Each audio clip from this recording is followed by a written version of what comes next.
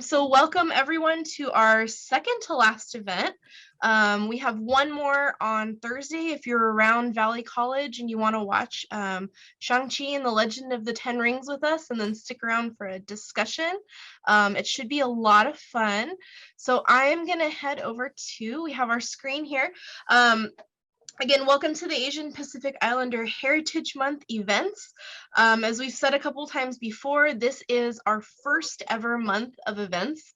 And I cannot be more proud of all the things that we've accomplished in our, 5 months of existence.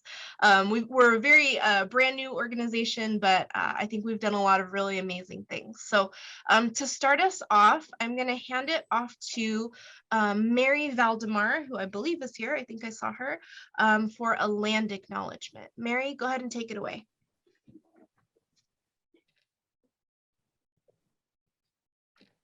I think she's here.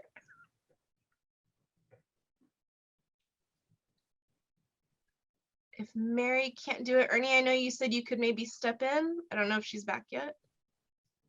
She's asking for a minute.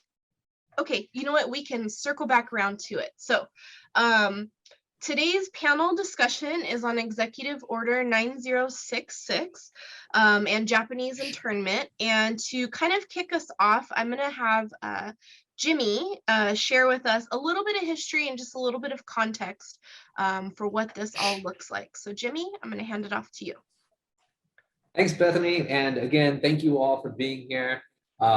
This is a really important topic in US, California, and API history, largely because we still feel the after effects today. And, it's still a nice reminder of things that are coming our way future. So before we get started, as Bethany said, we're going to put some things in the context. And it's really important to acknowledge that California has had a very strong anti-Asian sentiment for the bulk of its history. Whether that was the Chinese immigrants who built the railroads in San Francisco, to the Japanese when they started immigrating into California post 1868 after the Meiji Revolution happened. Okay?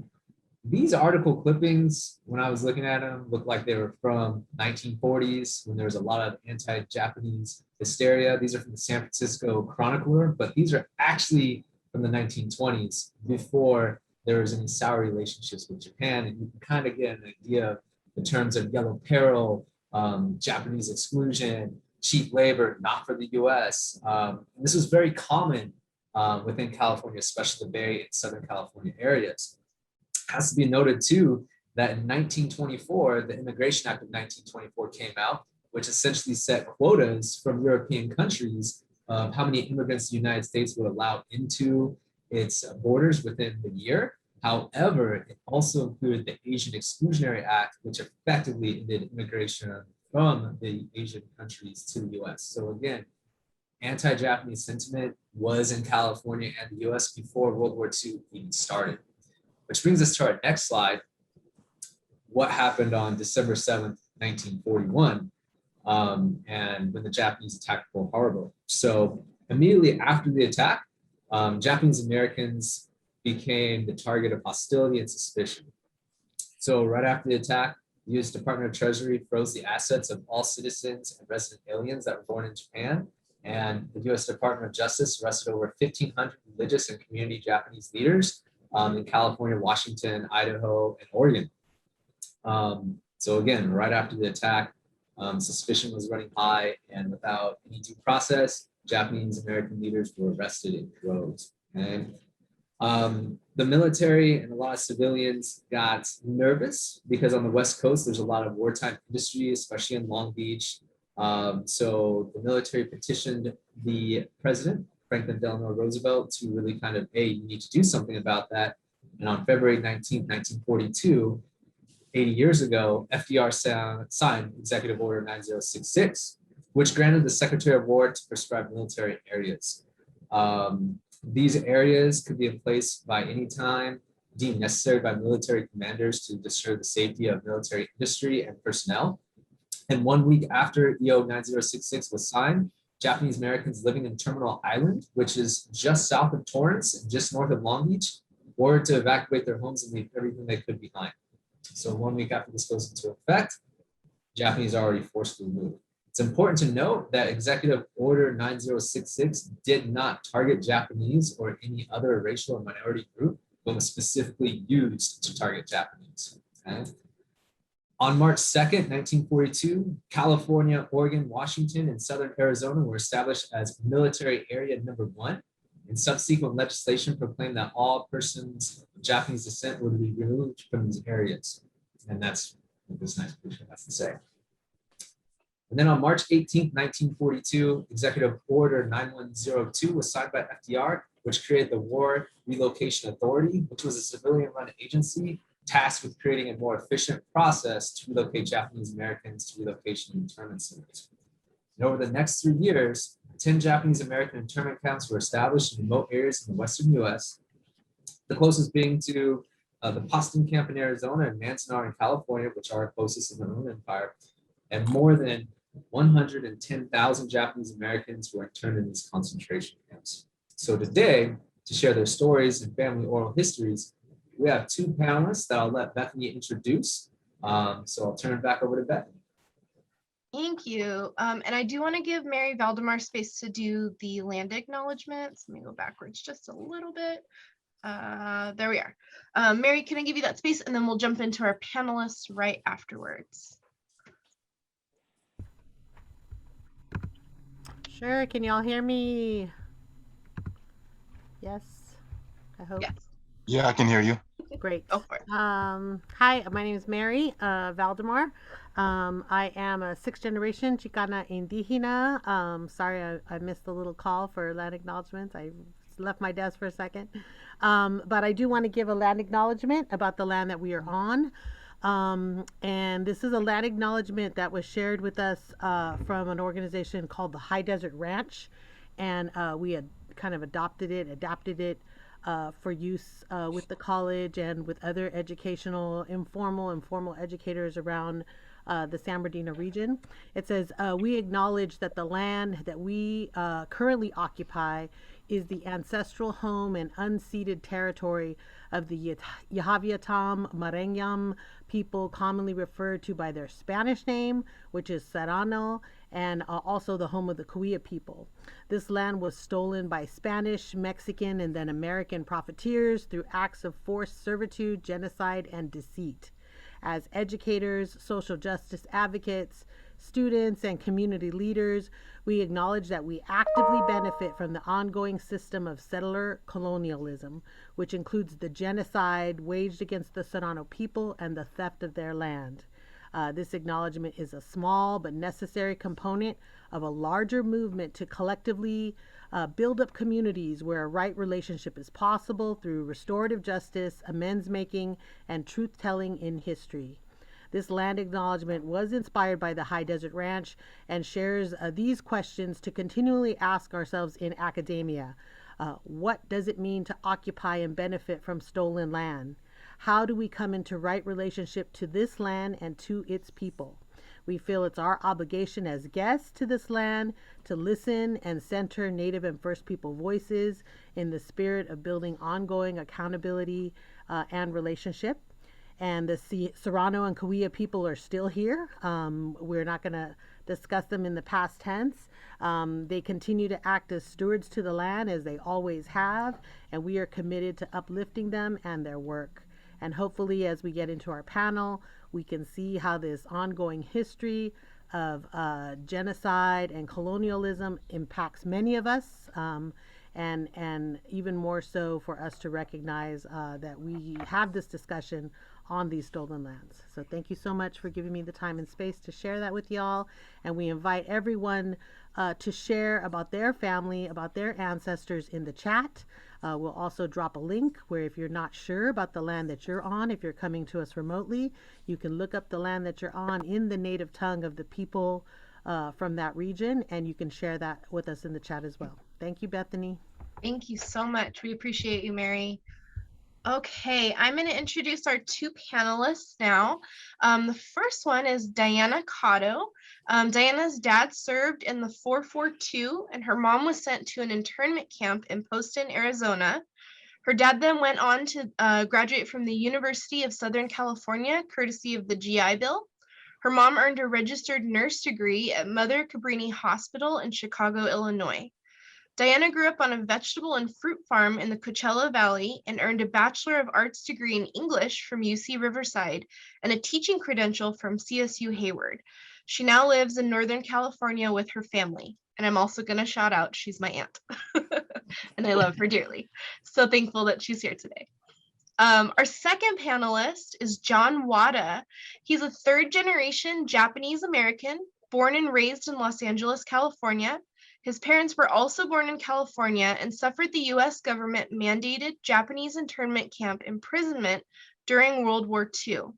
His father was interned at Gila River, Arizona when he was 18 years old, was drafted and served in the 442nd Regimental Combat Team, received a degree in chemistry at UC Berkeley via the GI Bill, and had a 40-year career as a chemist and laboratory director for the city of Los Angeles.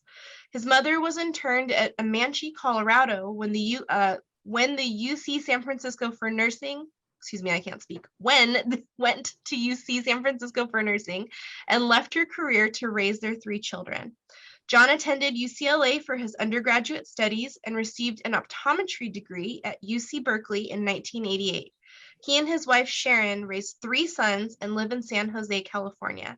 He owns an optometry practice and is on staff at the San Jose VA outpatient clinic. His interests include fishing, golf, and contemplative expressions of Christian community. I want to thank you both so much for being here. We're very appreciative of it. So we're going to just jump into the questions if that's okay. Our first question is, can you tell us a little bit about your family's experience and journey prior to the Executive Order 9066? You can tell us a little bit about how your family was affected by it, maybe, who went to an internment camp, equivalently who did not go to an internment camp, and what that experience was like. John, do you want to start us off? Sure. So thanks, Bethany. And my father's family grew up we're in San Francisco, California, and they owned a grocery store, the Wada Brothers grocery store in Japantown.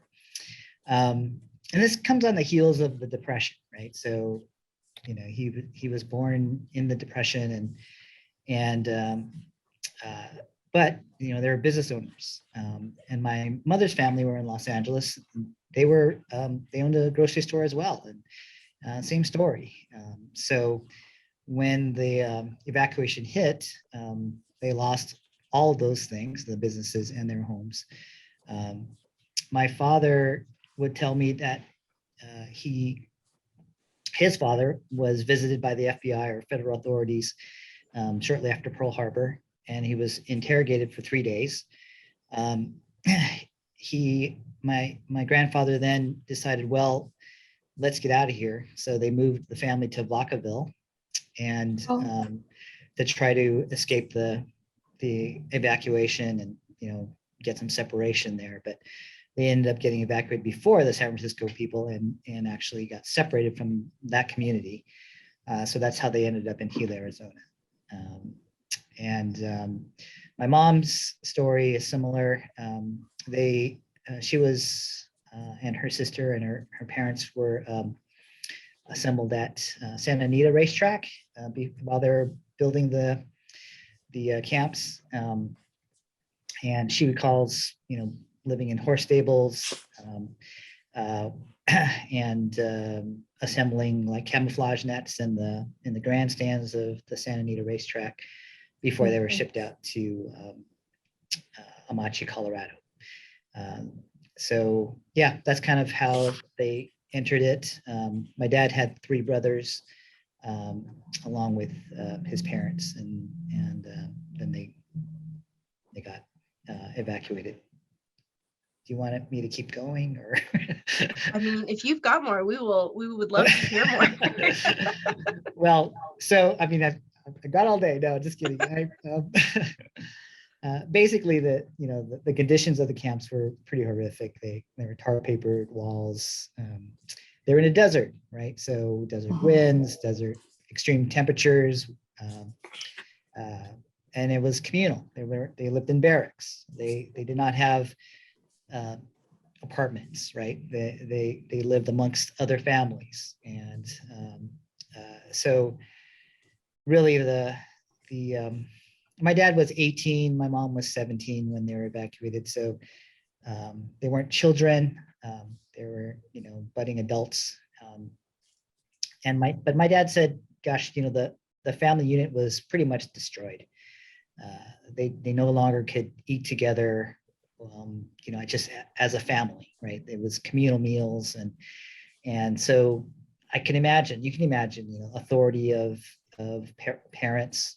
They're kind of gone, and so as a teenager, he kind of liked it because he could explore. They went to dances. They tried to make life as normal as possible in the camps, right? So they had dances, they had churches, they had sports activities, but it's in the desert, it's far away, and you are forced into making community for yourself in this context.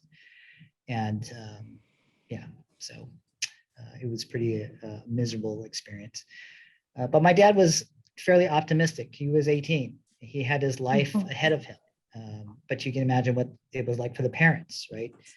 Everything they had was taken away. If you're 40 or 50 years old and your business and your homes and your career is just taken away, and you have no idea when you're going to get back to that, or if you're going to get back to that, the despair and the mental health and anxiety, depression, I'm sure was rampant. So anyway.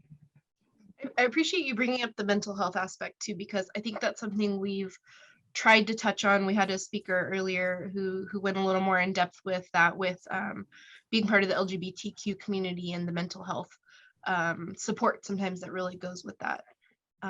Dana, do you want to share some? Sure. I also am a third generation, but John, I think I'm a lot older than you are. I'm older than you are. But anyway, I'm a Sansei also. And I think my story has two different sides, because my husband's, he is also Japanese, and his family had kind of a different story. So my husband's family, they were from the Los Angeles area. And when the executive order came out, they were sent, his parents and his two older brothers were sent to Heart Mountain. And I know the conditions were severe. The barracks, as you were describing, they were very sparse. And in the wintertime, it was cold. And in the summer, it was brutally hot in some of these areas, because they just were not the nice areas. And I remember they described the food. It was not Japanese food. It was just greasy tinned food, and whatever was left over is pretty bad stuff.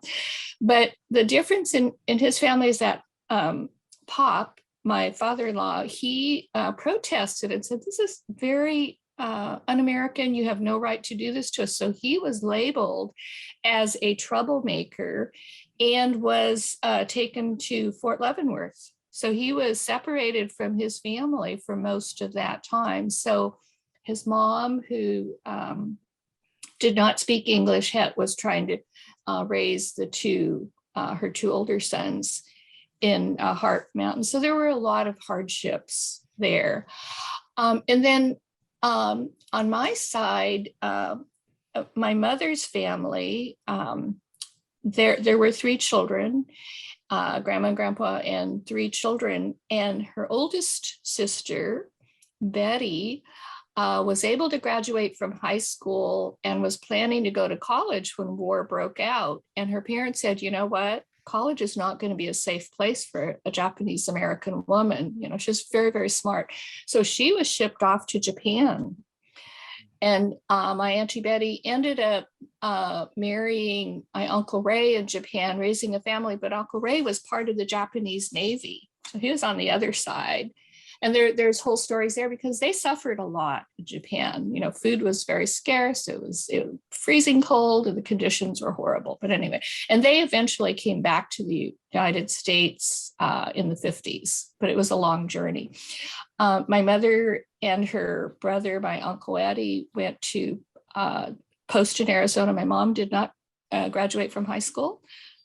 She didn't walk through her ceremony. And but anyway, so they went to Poston, Arizona. And if you're familiar with the Los Angeles, what is it called? The museum, the National Museum down there. We visited there and I saw the document, the manifest for my mom and her brother, and how they were, listed as so many years old and single, and these are the skills they had, and no, they were not like considered a threat in any. So I saw the manifest for their internment, which was kind of freaky. And then so my mom was at Poston, Arizona, but my dad, whom she met after the war, my dad was and his brother enlisted. They were, as Bethany said, in the 442nd. They served in France and Italy, not the Pacific, of course, but they served in France and they saw active combat. Many of their comrades, they were part of that Go for Broke regiment. Many of their comrades did not return. And I remember my dad never felt like he was a hero, even though he came back with all these medals and Purple Hearts and injuries and all. He said, really, the real heroes were on the battlefield. And most likely they had PTSD. We just didn't know it. It was not recognized or anything. But so after the war, Uncle Art and my dad went to Chicago, and my mom, after the war, told her parents the night before, guess what, Mom? I'm going to go to Chicago to become a nurse. And she didn't give them very much notice, so they couldn't stop her. So my mom ended up going to freezing, windy Chicago in her thin little raincoat. She froze, but anyway, went on to become a nurse and just had an amazing career. So she met my dad in Chicago, and then they took the train. They got married, and they took the train to back to California to start their lives there. But I feel like my parents were not bitter. They did not relive all the bad things. They didn't feel sorry for themselves. They didn't hold huge grudges. I didn't even know what questions to ask because they didn't talk much about their experiences at all. I mean, we heard camp, and I knew it wasn't like going camping in Yosemite, but I didn't really know what they were. Never read about anything in the history books. Never heard about the Jewish, the concentration camp. I never read any of that stuff in history books. So all of this I learned more as an adult. But my parents moved on, and they worked really hard. My dad got his engineering degree from SC, courtesy of the GI Bill, but they worked really hard. They lived with incredible integrity. And I just feel lucky to be alive today. I think my life is kind of boring compared to what they experienced, and like Bethany and her dad, Pete, we didn't really know the questions to ask. And had I been just a little bit sharper early on, I wish I had captured more of their amazing lives, but I'm very proud of them. So, and then I was going to say for my in-laws, the two brothers were born before the war, and they experienced the internment camps. And after the war, like many parents who did their, patriotic duty and had all these baby boomer kids. So my husband Norman and his two sisters were born, and they were like the second generation of kids in their family. So they had a really different life. They grew up in LA, in the suburbs, and just didn't experience the same things that the older brothers did. So here we are. I like that there's the two different narratives, right? Because even what we do get out of the history books, it tends to be, all Japanese people were compliant and they all followed, went to these camps. And it is good to know that not everybody did that. And Uncle Norm had family who resisted that. And I think it goes against a lot of stereotypes. Right. Model minority. Minority. Yeah. Right. Well behaved, we know that's quiet. not realistic. Yeah. Right. So let me share the second question, which ties in perfectly. It's like you set us up, Diana. One goal of this month's events is to really address and dispel the model minority myth. That was actually one of the themes that we were looking at as we put all of our events together for this month. So could you maybe use some of that lens, some of that model minority myth to really just address how that affected your family? And I think that can go either way, right? Maybe the model minority myth is something that was really sold to them, right? That they kind of believed, or maybe they resisted, or something somewhere in the middle. So we're going to alternate. So Diana, if you want to go first on this one. Sure. Okay. The model minority. I remember the word, hearing the word assimilation, to assimilate. And I remember my mom at one time saying, she said to adapt to your situation, adopt the ways that you need to, and become more adept at them. Like kind of like beat them at their own game. And but I do remember hearing about assimilation. And also I think Japanese people, I'm not sure why, tend to be group people. They're not your rugged individualists, you know, the solo players. They, I think, are more like groups. And there used to be jokes about how Japanese people hang out in groups, and if you invite one, you have to invite the 15 other people, and they all eat together and, you know, go out together and do things. So I think there's that, not so much the individualistic kind of bent, but the power in numbers, and that maybe your own personal opinion is not as important as making sure that the whole group is taken care of. You can all kind of see that in how they eat. You know, it's like you never take the last piece of food. You always share. Everybody eats less so that everybody can eat. All that kind of stuff. I think it's really about that whole assimilation kind of mentality. Do you agree, John? I see you nodding. Yeah, I definitely agree. I mean, I think whenever we're in a group situation that we're trying to, even like this, right? We're trying to share our point of view. To defer is the right thing to do, right? You want to let the other speak up, and so that's a normal kind of cultural Right. tendency, I think. Uh-huh. And I think for my family with the model minority thing, it's, you know, it's kind of like that's who we are, right? I mean, in terms of, we're supposed to defer. We're supposed to kind of not be the nail that's sticking out, so you get whacked, right? And Yeah. so it wasn't something consciously preached at us or, you know, instructed by my parents. This is how you live. It's just how we lived. And so it's kind of a both and. I mean, I think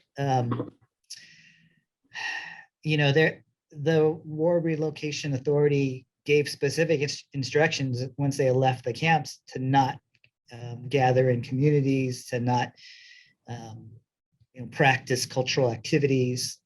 They're given like a little handbook, I think, and it was pretty harsh, right? And so that's another thing, you know. It's like, okay, government is still after us to not be anything more than, you know, I don't know, just a community of obedient lemmings, you know. So there's that threat as well. And I think, you know, so there are structural societal things that kind of lent itself to that. I think that the label model minority came after the fact, right?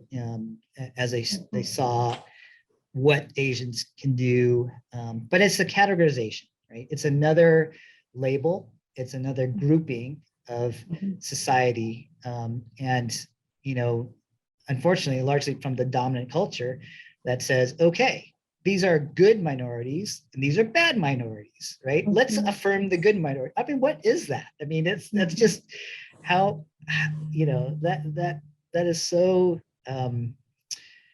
harmful, because it does not respect an individual as who they are. It does not, you know, it's looking at the group as a whole and not each person as an individual. And I think that's probably the biggest problem with these types of labels and groupings. So like you said, my parents, my dad had a professional degree from UC Berkeley, and he was able to have a career. And I was thinking, even as we talked about this discussion, I've never really felt any structural barrier to what I wanted to do. At least I never knew consciously of it, but I'm sure it was out there, right? I mean, and especially after the war, how hard was it for people to get a college degree versus not, I don't know the answer to that, but my dad was very appreciative that he got a degree from Berkeley, and he named me after the UC president, Robert Gordon. Oh. My middle name is Gordon, and it's crazy. And I'm thinking, why would he do that? But it's because he knew that it was an opportunity given to him, and that it was a door open to him that he could walk through and actually benefit from. So so that's that's a good side of humanity, that he could do that. But I'm sure there's other people that had doors closed because of that. So but the other thing that the model minority, going back to our discussion,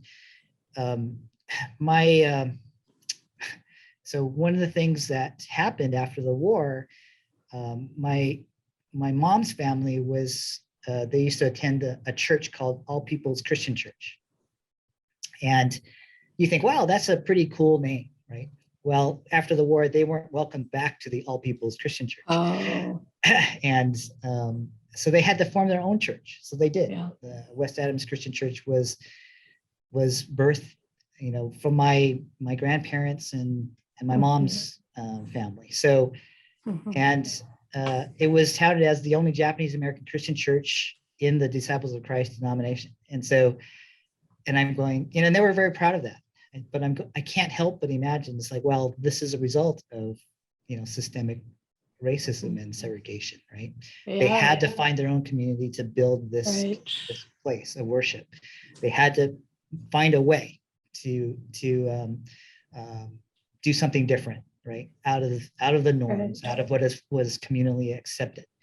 And so it created this other place of belonging, where other Japanese gathered together, kind of relax, kind of be themselves. They can be their indirect self. They could, they could defer as much as they wanted to, right? And no one was. You might want to explain Enyo. That means you have to ask someone 3 times to tell them what they really want before you get the answer. Because so you say to people, don't Enyo, like just say it. Not, no, don't be polite. Don't hold back. Yeah. So untrain yourself, right? You have to. Right. Well, but if you're in a Japanese community, you don't have to explain that. It just happens. Right. And so I think there was a bit of a dance going into that type of community, going outside the community to try and bear with structural, heterogeneous racial workplace environments and so forth. And so, whether that sustained the model minority lens or stigma or whatever, that again, it's just a choice, a life choice they made. And so we kind of got raised within that context. Yeah. Now I live in a town that's it's a college town, and it's mostly white. But what I can say is when I walk into a room or a different group or something, I do go to church here. And if I see one other Asian face, even though I've never met that person before, we're related. Like I know, I can trust that person, or I'm going to seek that person out during the break, or like there's just this connection. it doesn't even have to be, third generation Japanese American. It could just be any other Asian person. And like I've had, and we feel connected. And I've had people later go, "Oh, did you know so-and-so from before?" I said, "No, we just met, but we're connected." It's just an interesting kind of connection Right. A that community. we have. Yeah, if that community. I think that's a big point of what our association is just trying to do, is give each other, space to connect and to relate to each other in a way that maybe we couldn't before. Right. Yeah. Yeah. It's a feeling of a safe place, a safe kind of connection that I know they're probably not going to try to take advantage of me or do something, really weird. Like, oh, I can trust this person. Yeah. Yeah. Let me share our third question. So how did your family's internment affect you? Maybe did your families, and you've kind of touched on this already, but did they openly talk about their experiences? When did, maybe you personally, when did you learn about this? I know Diana, you kind of mentioned you didn't really learn about it in school. And so, how did that kind of trickle down and affect who you are today? Oh, Yeah. Oh, go ahead. You go ahead. No, go Okay. ahead. So I think, just like Diane, my parents didn't really talk about it openly too much. It wasn't a dinner table conversation, but I do know that whenever they were around other second generation Japanese called Nisei, if they met them for the first time or just getting to know them, they would always ask, "Oh, what camp were you from?" Yep. Right? That was almost the opening line, right? Yep. Because they want to know what the connections are. Just like Diana was saying, it's how are we related? Yeah. And if they were at the same camp, they would say, "Oh, what block were you in?" Right? Yes. Because the barracks were divided into blocks, and you shared, maybe the same types of latrines or whatever mess halls together as a block, and so that was another way of figuring out, okay, how many degrees of separation do we have here, and who do you know, and how can we be even more connected, and and I agree too. I mean, what was the camp, right? And as a child growing up, you have no idea.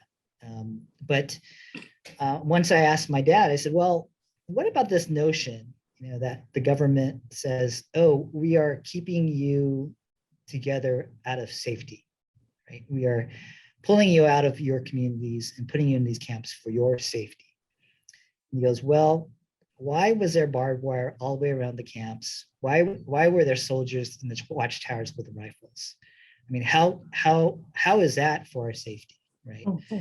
And so, fortunately, my dad, he was not a stoic Nisei. Okay, a lot of Niseis may not say too much, right? But my dad was actually really verbal, and I was so grateful. I, just like you, Diana, I wasn't bright enough to ask him, what were the meats and bones of his feelings at the time and so forth. But he was able to share with us enough. A lot of the grandkids, I probably learned more from their papers that they had to write about World War II than me asking him, what happened. So that was a wonderful thing to witness, and I'm sure my dad at that point in his life was glad to share it. I think that this whole communication about the camps, to me, it kind of normalized it in a weird way. It's like, it's part of my parents' stories and their life. And I would say, well, didn't everyone's parents go to camp? I mean, I didn't grasp how bad this really was. And and even when my dad was in the 442, So yeah, I mean, just like Diana's story, my dad was in camp first though. Right. He was drafted into the 442nd. So When was your dad born? What year was your dad born? 1924. So he was young. Really? Yeah. But my dad was born in 1924. Okay. So, okay. But he went from camp. So he graduated from high school, then went to camp? He graduated from high school in camp, I think. Yeah. In camp. And then from there joined. Yeah. Okay. Yeah. So he was drafted after he got there. Okay. And yeah, so he came later in the war though. So he was after Yeah. the Lost Battalion and so forth. And Okay. so, just to kind of further expand on Diana's thing, there were like 4,000 people, soldiers that started in the 442nd, the 100th Battalion. Most of them, the originals, were volunteers from Hawaii. They Right. volunteered to, Katoks. yeah, The Katoks. they volunteered to serve in response to Pearl Harbor, Right. because to show their loyalty. Yeah. And then but they got segregated because they needed to be segregated. So Right. Yeah. so then my dad was a replacement for all the soldiers that Right. lost their lives or were Yeah. casualties. And Uh-huh. yeah, anyway, but yeah, it was like I kind of almost romanticized that whole story in my head too. Mhm. It's like a war movie. So of course, the good Yeah. guys came back.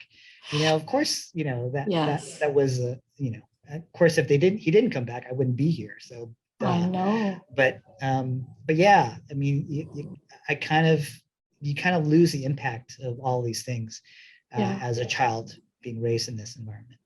Yeah. So Bethany's dad, my brother Pete, and then we have two brothers. Part of our growing up was going to the movies, to the drive-in, and watching war movies. These dark things with all the shooting and all that stuff. Because I mean, to my dad, he would remember. I think the actor's name was Audie Murphy. He was like a hero. He was a war hero. And then that's what I remember. And also, I was going to say that I learned actually a little bit more when an actor by the name of George Takei came to the Manjavi Center here, and he talked about his life. And I thought he was going to talk about Star Trek and all that. I'm not a Trekkie, so but I thought he was going to talk, but he talked more about the war experience, and he talked about, and he's a real activist now, and he came back. But he said the hardest thing for him, especially being, a Japanese American, which has a certain set of mores and all, was coming out as a gay man. It was huge, and it was very hard for parts of his family, because it's just like, you just didn't do things like that. But he is one of my heroes. He is just so articulate and totally willing to say what needs to be said.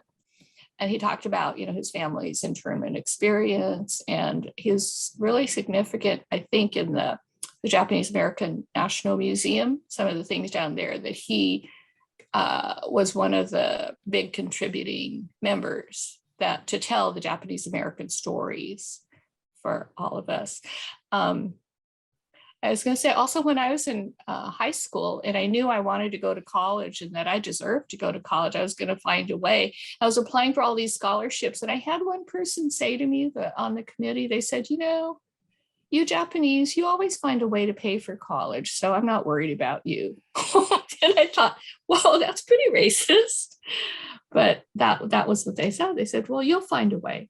Well, if you want to go, you'll go. So I thought that was, because we had no money.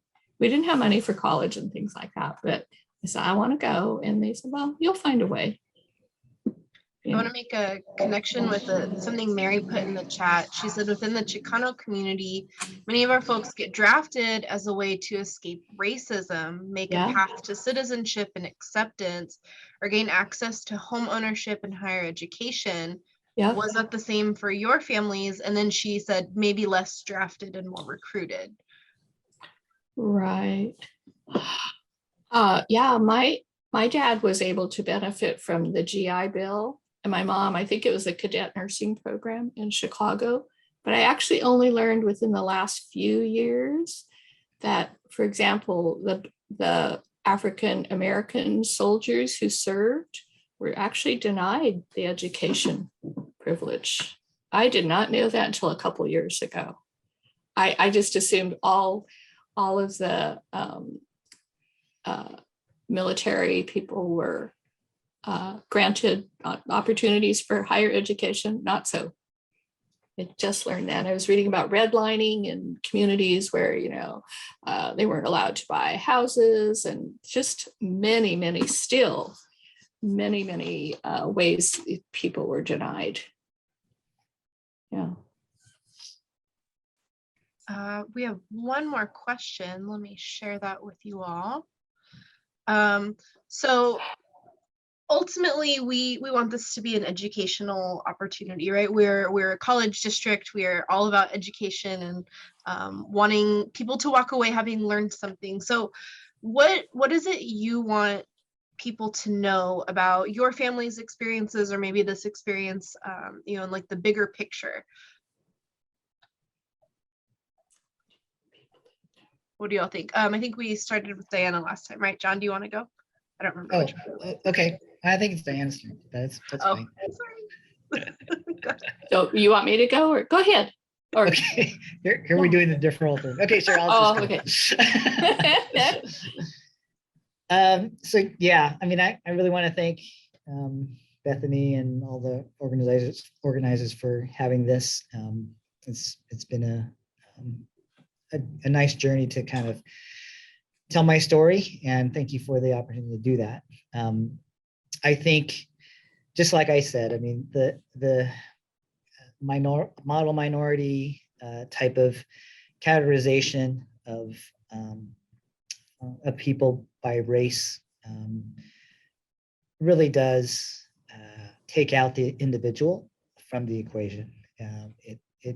It treats people well.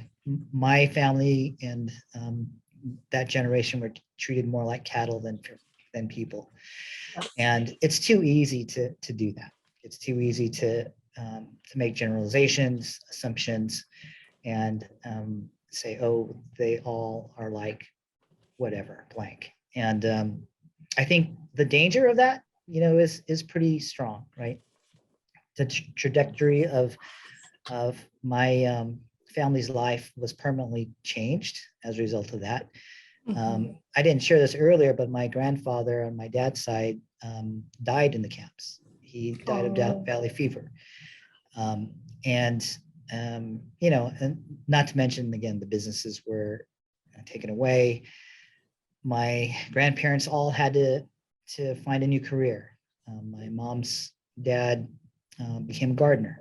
And her mom was a seamstress. And my grandmother on my dad's side, the brothers just took turns caring for her and providing for her. And she actually moved back to Japan after my dad got married. So, you know, those lives are permanently changed. You know, my dad and his brothers, they all kind of picked up and moved forward with their lives, but that was because they're 18 and 20, right? So so the story, the victory of the model minority myth, you know, because of that, sure, we can celebrate it, but it was at an extreme cost, right? It was a cost that their parents never got to see the life that they wanted to see. And so just, I guess, remember that. And I also want to say that, you know, each person, we all have our own identity, right? We have our own stories. We have our own path that we've lived. And I would encourage each person to just reflect on that, share your story with whoever will listen, and listen to other people's stories, because we all have something to say. So that's what I would say.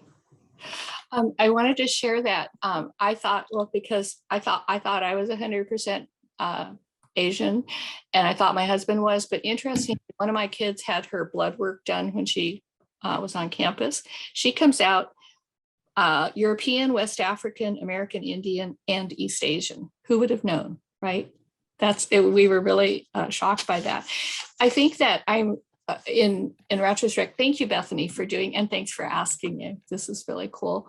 I feel that really I'm really proud of my parents and what just who they were. They lived with integrity. And I think just the same thing, like see people that John was saying, see people as individuals. And we are all, I mean, we're all one family.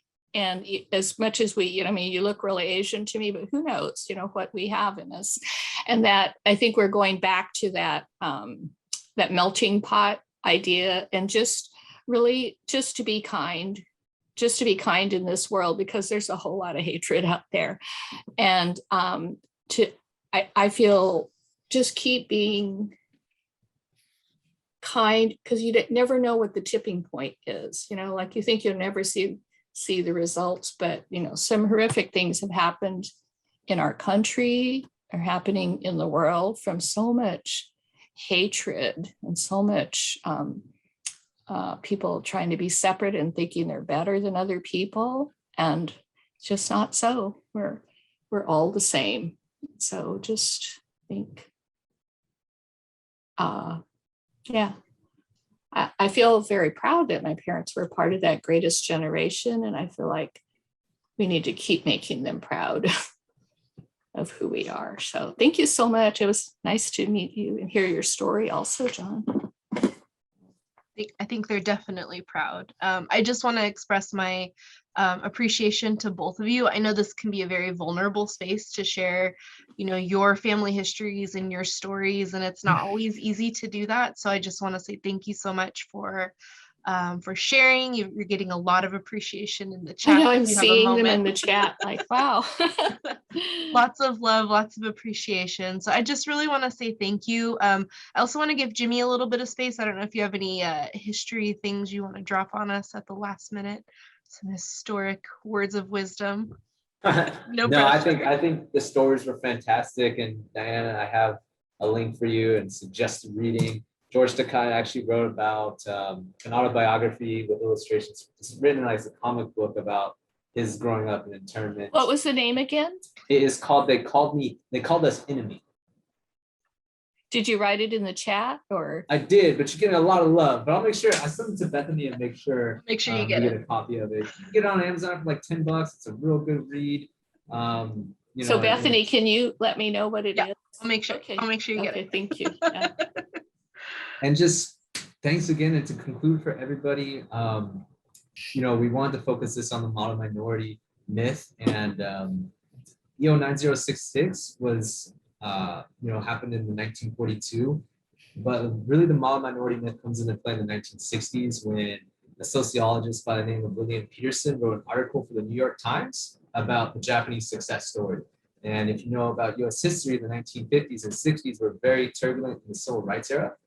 And the term model minority looked at Japanese American families that were sent to camps, had everything taken away, but were able to reintegrate back into society because they had the right stuff. So the model minority myth has been used to really create infighting between Black, Brown, and API communities here in the US. So, the model minority can be very hurtful in a lot of different spheres. So just be aware that the internment of Japanese and the use of model minority is a direct result of that.